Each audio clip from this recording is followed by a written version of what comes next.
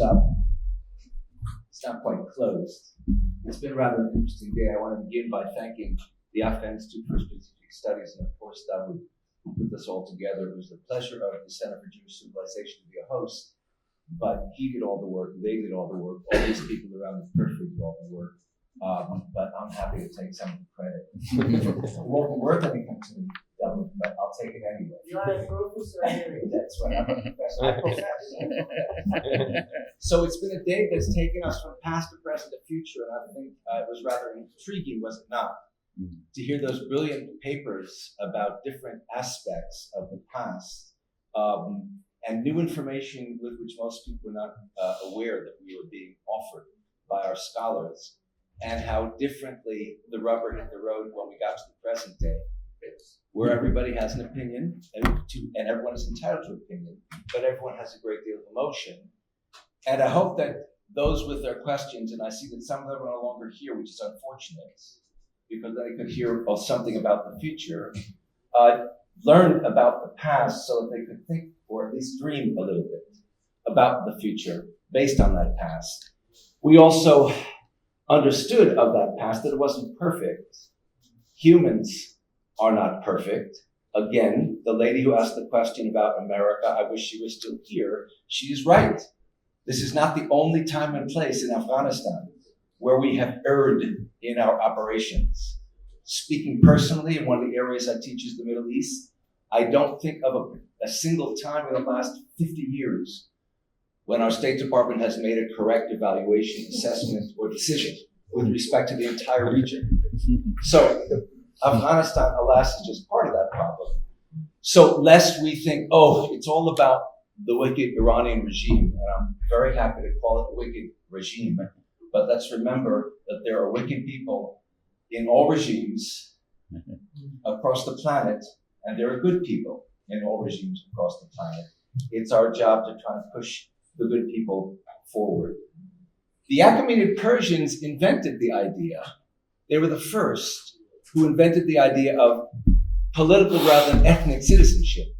If you had something to contribute to the regime, it didn't matter whether or not you were a Mede or a Persian. Alexander the Great kind of picked that idea, and his fellow Greek soldiers, after they took down the Achaemenid Empire in 330, were upset that he won 10,000 marriages on the spot between Macedonian Greek husbands and Persian wives, so as to reinforce the idea of mixing us together and not keeping us separate with one master class and one underclass. And of course, other groups like the Roman Empire didn't become what it became because it was ethnocentric. It wouldn't have. At its greatest extent under Hadrian, of course. It went from Scotland to the Persian Gulf, and Hadrian wasn't even from Italy, much less from Rome. Of course, he was from Spain, as was his predecessor Trajan and his successor Marcus Aurelius. Antoninus Pius. So these are things also to think about. Ambassador, you said many interesting things, but the most important thing you said was, it's not about toleration. Toleration means I'm here and you're there. It is about, I prefer the word embrace. I'll accept your word. But that's what we have to work toward. And that's not something easy, because it's so much easier to embrace whatever it is we think is our own, and at best to tolerate something which we think is not. And it is a challenge, you're right, to be simultaneously inclusive and yet appreciate and enjoy our distinctiveness. So I began this morning with a quote from Rumi, and I'd like to return full circle back to Rumi, because to repeat what I said then, Rumi was a dyed-in-the-wool Muslim, no question about it, a master of jurisprudence. He did become a Sufi, and someone asked earlier today if everyone became Sufi, yes, but they're not going to. It's a great idea, but they're not going to. Why would it happen? Why is Sufism that way? Because mysticism generally is about that. Mysticism is becoming filled with this intense internal hiddenness of God. The word in Greek for hiddenness is mysterion, hence the word mysticism. If I'm to be filled with God, I have to empty myself of self. There's a danger that I can't get myself back, of course. Then I go mad, or I go crazy, or I die. But if I want to be filled with God, and I have to empty myself of self, one of the things I may realize is that my conviction that my form of faith, ethnicity, race, gender, nationality is superior to yours is my ego speaking, not God speaking. So for a mystic like Rumi, one can be simultaneously absolutely committed to his distinct form of Islam without having that contradict his universalism.